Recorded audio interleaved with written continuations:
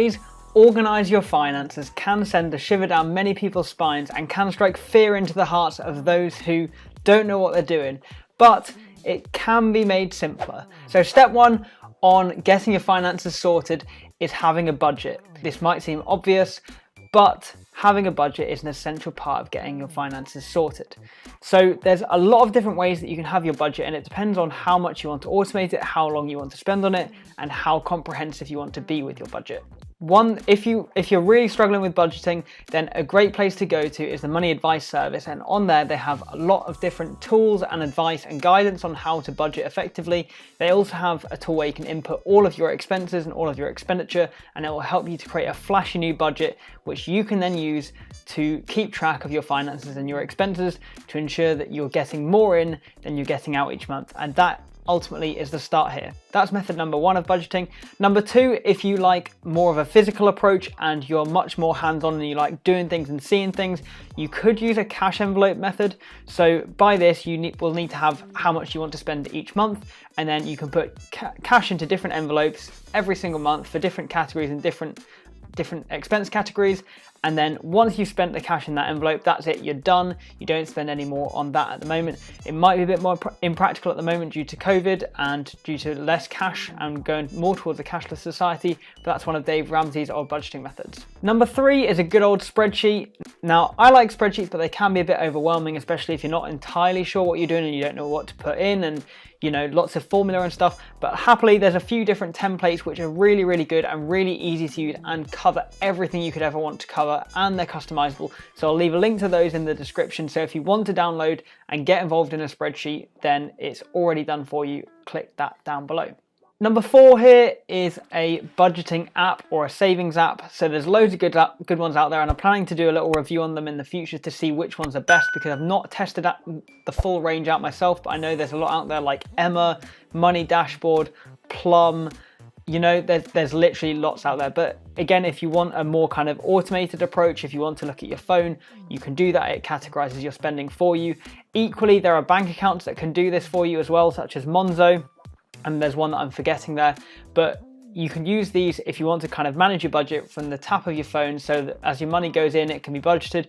You can automatically kind of adjust your spending, you can round up things, you can categorize things. It's really customizable and it can all be done from your phone. The important thing with your budget is that you stick to it and that you don't go over it, and that if, for example, your income increases, that your spending stays the same or it adjusts by a kind of reasonable amount. If you find yourself spending more than you are getting in, then there's always ways to cut down on your expenses and see if you can reduce those, and budgeting is a good way to see where you're spending the most and where your money is actually going. Once you've got your budget sorted, the next thing you need to do is to build up a small emergency fund. We can build up a bigger emergency fund a bit further down the line, but this is just to cover you in case anything bad happens to you over the next 1 to 3 months. Once you've got your budget, that should tell you how much that you spend per month or per week, or however you're going to do your budget. And then if you build up an emergency fund of say 3 months expenses maximum for now, that should cover you in case anything majorly goes wrong and then you have to kind of start all over again, sort of thing.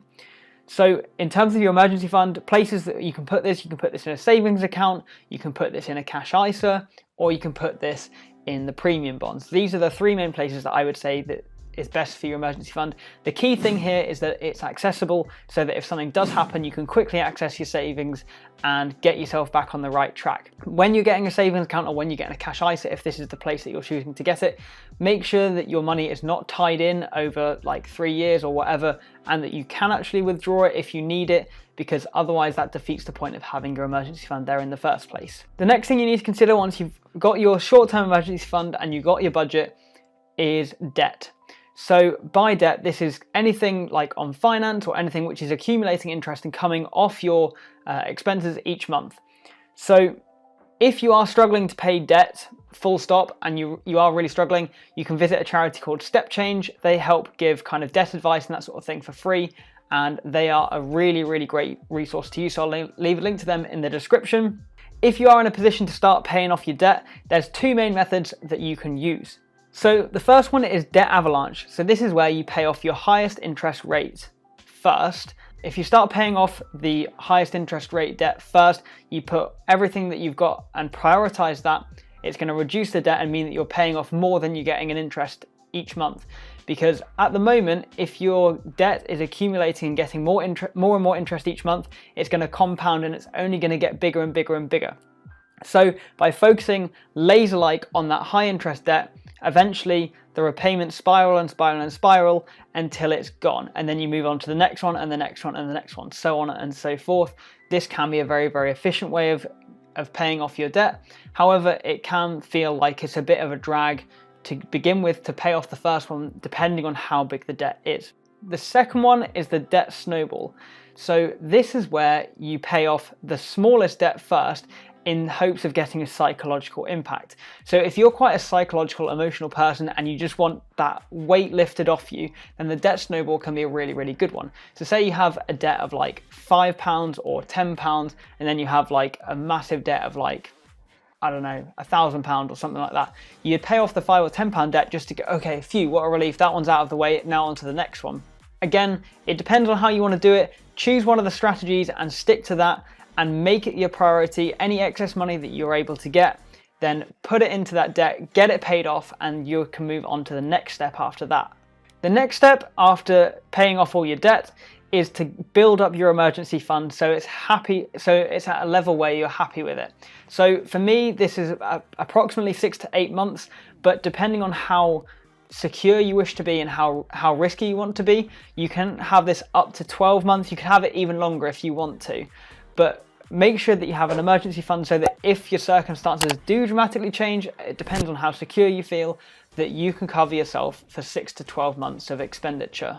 And again, you can refer back to your budget, make sure that that's not changed and that the money that you need is still the same. The next step after you have built up a bigger emergency fund is to assess your financial goals. So at this point, you've kind of got rid of the major things that are kind of overbearing you and, playing on your mind.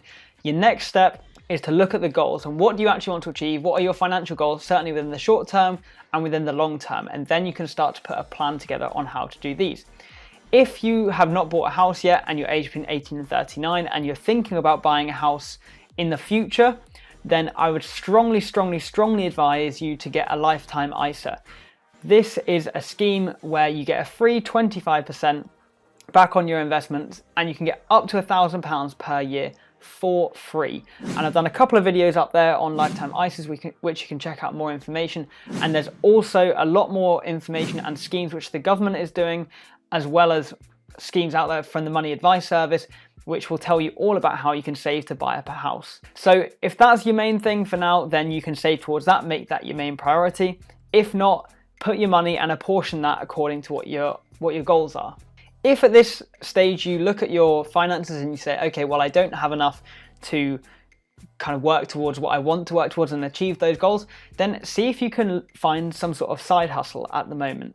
So for me at the moment, this is my kind of side hustle, I guess, doing a little YouTube channel. You could set up your own Etsy business.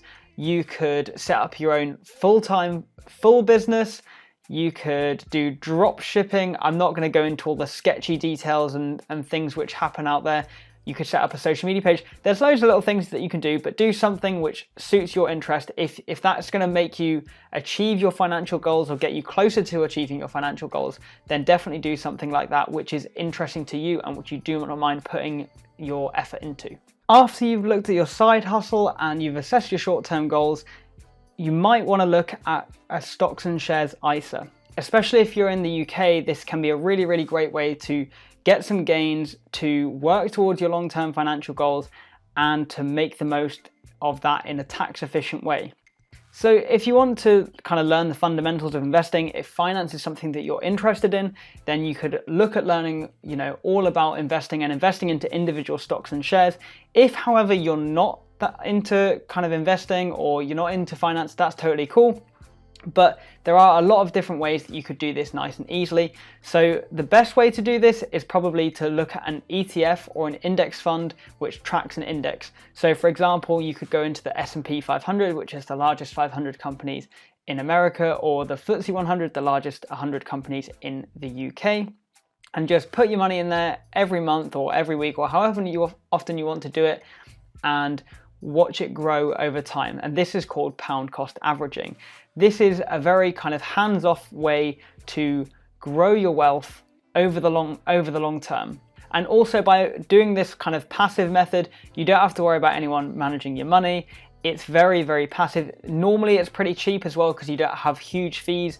And if you're looking to kind of get involved in stocks and shares ISA, I'm planning to do a video on that shortly. So make sure you subscribe and keep an eye out for that. And finally, the final step in organizing your finances, once you've got stocks and shares ISA, you've assessed your financial goals, you've paid off your debt, you've got your emergency fund built up, and you have your budget, is to look super long term and potentially look at your pension. So the more that you can do and contribute towards your pension, especially if this is something that you want to kind of make the most of and you're planning to retire early, then the better position that you're going to be in.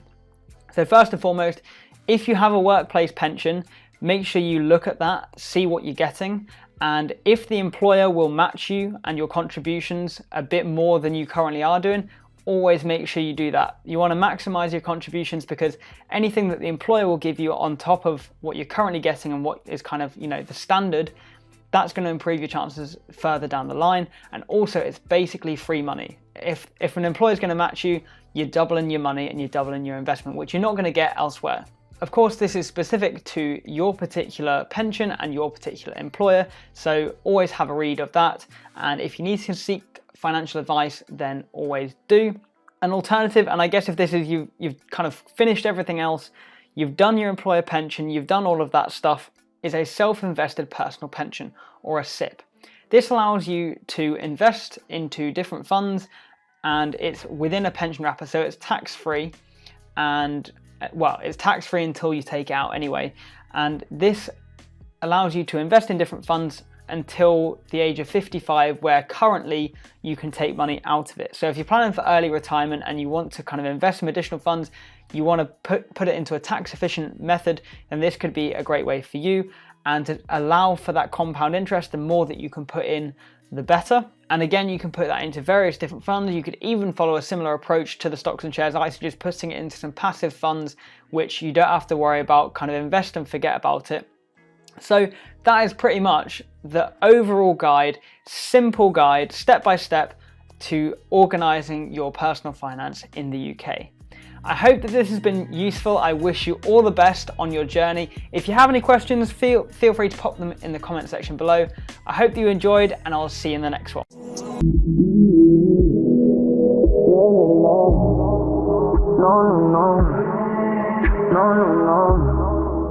No.